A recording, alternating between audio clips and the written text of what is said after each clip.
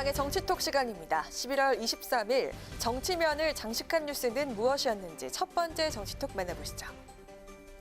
여야 모두 물러설 수 없는 승부죠. 내년 4월 서울 부산시장 보궐선거를 앞두고 선거판이 빠르게 달아오르고 있습니다.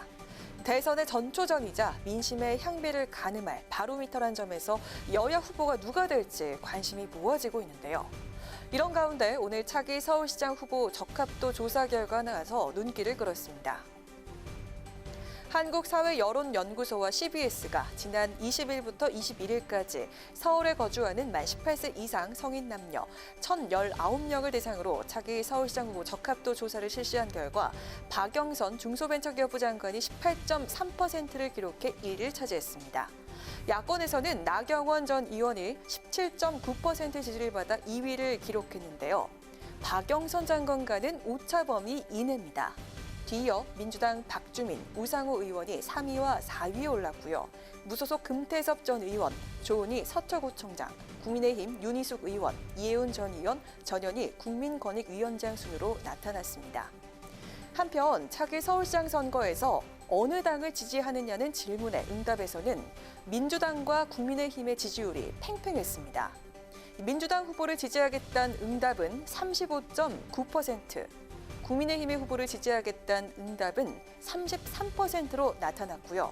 국민의당 지지도도 10.3%로 두 자릿수를 기록했습니다. 여성 후보들의 서울시장 도전은 지난 2006년 강금실 전 법무부 장관이 테이프를 끊으면서 시작됐습니다. 여야 모두 여성 후보들이 강세를 보이고 있는 서울시장 보궐선거. 과연 첫 여성 서울시장은 탄생할 수 있을까요? 이어서 오늘의 두 번째 정치톡입니다. 더불어민주당 박용진 의원이 최근 당을 탈당, 내년 서울시장 보궐선거 출마를 시사한 금태섭 전 의원을 향해서 따끔한 일침을 가했습니다. 이 두 사람은 지난 20대 국회에서 민주당 내 소장표로 불리면서 쓴소리를 함께 담당했었는데요. 그런 옛 동지에게 박 의원이 하고 싶었던 말은 무엇이었을까요? 더불어민주당에 대해서 비판을 하면 비판은 새겨들을 필요가 있는데요. 네.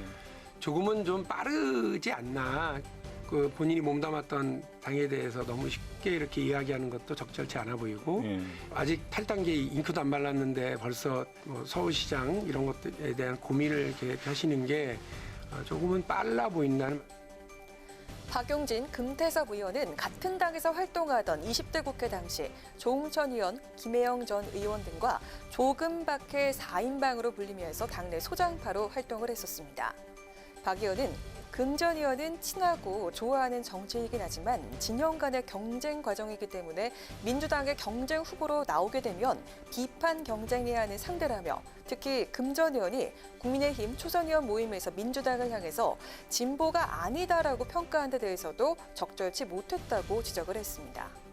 한편 금 전 의원이 20대 두 아들에게 각각 10억 원이 넘는 재산을 증여하면서 불거진 논란에 대해서는 본인의 해명대로라면 문제가 없다는 입장을 밝혔는데요. 박 의원은 저나 민주당은 부자들을 미워하거나 싫어하지 않는다며 상속세와 증여세로 사회적 의무를 다하신 분들이 재산을 물려받는 것은 전혀 문제가 없다는 입장을 내놨습니다. 옛 동지로부터 따끔한 충고를 들은 금태섭 전 의원. 항상 어려운 길 마다하지 않고 살아왔다며 오늘 서울시장 재보궐선거 출마를 사실상 선언했습니다. 내년 선거를 앞두고 야권에서 시민후보 전략이 제기되고 있는 지금 금 전 의원은 과연 범야권 연대를 이끄는 후보로 뛸 수 있을까요? 지금까지 강하랑의 정치톡이었습니다.